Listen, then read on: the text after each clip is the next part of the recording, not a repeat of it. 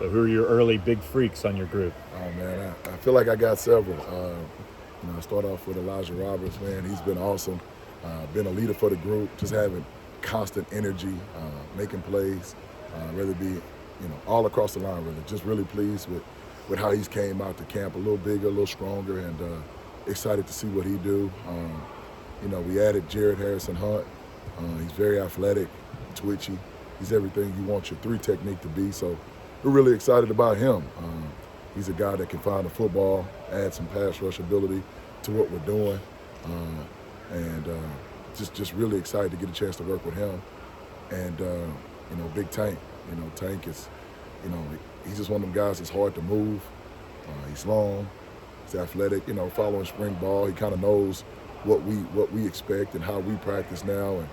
And we're big and athletic up front, and we're excited about that. Then there's several other guys. I'm probably not gonna name everybody, but I think Cam is doing a good job. Cam has kind of switched over to the field, and he's a guy that played a bunch of ball for us last year. He's doing a good job. So you feel like your rotation is a little bit stronger there at end. Been really happy with Jonathan Jefferson. I always call him Uno. So he's a guy that you can roll in. He's been awesome. I mean, a guy that played at Georgia and just made our group better, man. He's smart. He comes to work every day, low maintenance, just does his job, and you don't even know he's out there. Probably missing some more. Corey, obviously, a guy who's played, helped us win a championship, and he's back, and he's a year in the defense. I think he's more comfortable. I think he's more confident, and I'm excited to see what he do. Who else am I missing? Mike Lockhart. He's a guy that just excited to have him. A guy that started at West Virginia. We got some battles going on. He's a guy that can find the ball. He's big and athletic, and my job is just not to mess him up. My job is just not to mess him up. So I'm really excited about the group. Blake, Blake Boris he's helped us, man. He's a guy that loves to practice. He just brings his lunch pail to work, and he just works. So.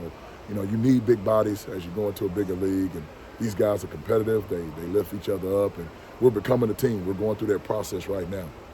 You lost a couple of, when you look at the interior, you lost some very productive guys in yes, Jordan, Chapman.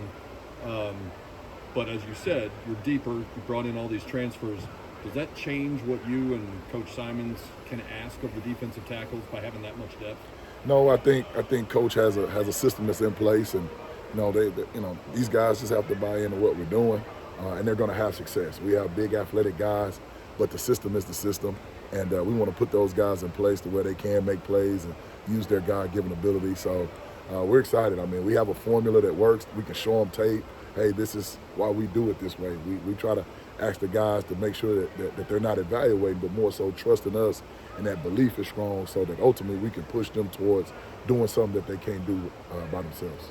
Were Jared or Jafari guys that you recruited at all in high school or knew of before you brought them? No. I tell you what helped us with those guys was more so the success, just the experience of the guys, and Jordan Miller. Obviously, he helped out, and then Elijah Roberts. Those guys had success. I was able to throw him some tape of Elijah, and he was like, man, he wasn't doing this at Miami. So we had proof that, man, okay, something good was happening here. The culture, obviously, players gonna get together and kind of speak on the culture. Because as the coach, you can sell, you can, sell the program. But when players get around each other, they're gonna trust each other. So to get the feedback that they got from the players, that kind of helped us in our process of making them opponents. And what do you kind of notice about these guys? Obviously, you saw Jordan and Elijah over the last year, and the excitement you guys seem to have for Jafari and for Jared. Where do you feel like that comes from, and what you think? Well, I think it's awesome that they have ACC experience.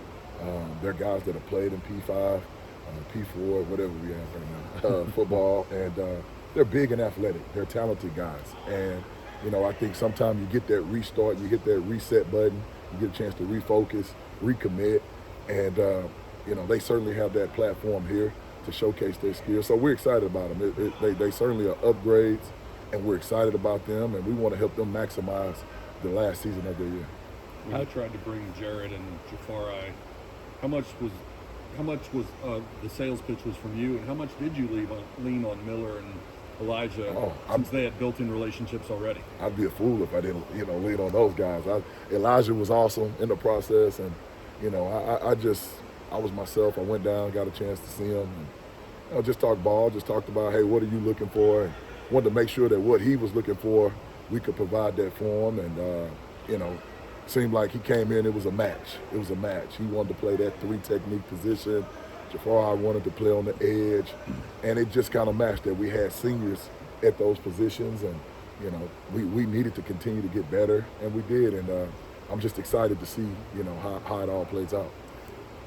With Elijah, deciding to come back, he said it really wasn't too much of a decision for him. It was just a matter of kind of working it all out. But how much of this year is a potential for him to just truly leave like a big legacy here? Does he have that kind of a mindset? Yeah, I love the way he works. I love the way, you feel the guy in practice every single day.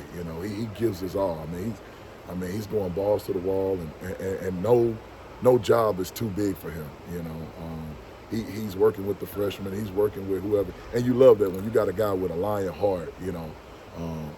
That's a big deal. I just want him to just be him, because I think that's going to be good enough when we get into playing, the games that we play. I think it's a bigger platform for him to showcase his ability, and he's excited, and he's got a chip on his shoulder. He just feels like there's more to be done. And when you got one of your best players who's trying to find ways to get better, that's contagious to everybody else, because he's showing you how to work. How do you balance, obviously, wanting them to push to be the starter and to be the first guy out there, but also the understanding that you're going to rotate 2-3 deep even? Yeah, rotation is huge, specifically for those big guys. When the big guys get the huffing and puffing, that's when the injuries, that's when the MAs happen, and we just want to keep those guys fresh. So they know that, in that core, I would say core 6, you have to keep those big guys rolling. It's a long season. There's a core 6. Maybe in a game you're playing 5, maybe 6. It just depends on how strong the trust is with those guys. But I think they know that everybody's going to have a role, and it's everybody's job to master that role. But, I think competition is good. I don't want anybody to be complacent. I want everybody to be on edge, and I think it pulls out the best in all of them. It's not all about the preseason lists or things like that, but I remember last year the defensive line, particularly Elijah Roberts, kind of felt a little slighted at the end of the year maybe. Mm-hmm. We saw that performance in the AAC championship game. Do you feel that chip on the shoulder just grew a little bit without any preseason? Yeah, I think he has goals that he wants to get accomplished, and he's a very motivated young man. So, I don't think he needs any of that. He loves the game. And I think he's on that quest to constantly always be the best version of him. And when you have that, you just have an expectation that something great's going to happen. He speaks what he wants in the atmosphere, and then he goes and backs it up with how hard he works. So I'm excited to see what he does, and I'm excited to see what this group does. The team adds size and strength on the D-line and the O-line this offseason. Mm-hmm. Do you notice anything different about the competition between those two groups from last year? It's iron sharpen iron. Coach Justice does a great job with those guys. So it's very competitive. It's very competitive. We feel like we're the alphas. We do, but, they might feel like they're the alphas. And then what happens is you do this all camp, and then you get a chance to, once the season starts, you can go beat up on somebody else. So it's a process. We go at it, but we're very competitive, very respectful of each other, but we go after it, and I think that's helping us form good habits, that hopefully that's helping them form good habits. Coach Simons was talking about Cam Robertson has put on some size.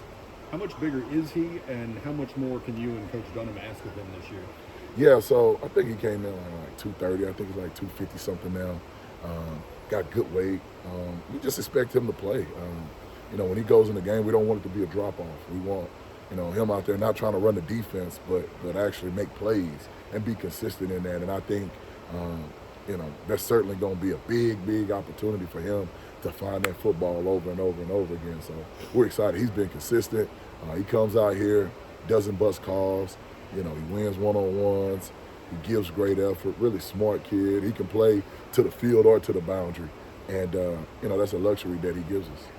On the interior, how much can guys shift between nose and DT? Do you want them to, or do you kind of want guys that are one spot or the other? I think the more you know, the more you know. And the more you can do, the more valuable you are. So, we always, double train those guys to where they can do both. But they're in the defense, there's certain, you want guys to do certain things because that's what their skill set says. But we always train because you never know what can happen during the season. So both guys should be able to play either or, and that just gives you flexibility.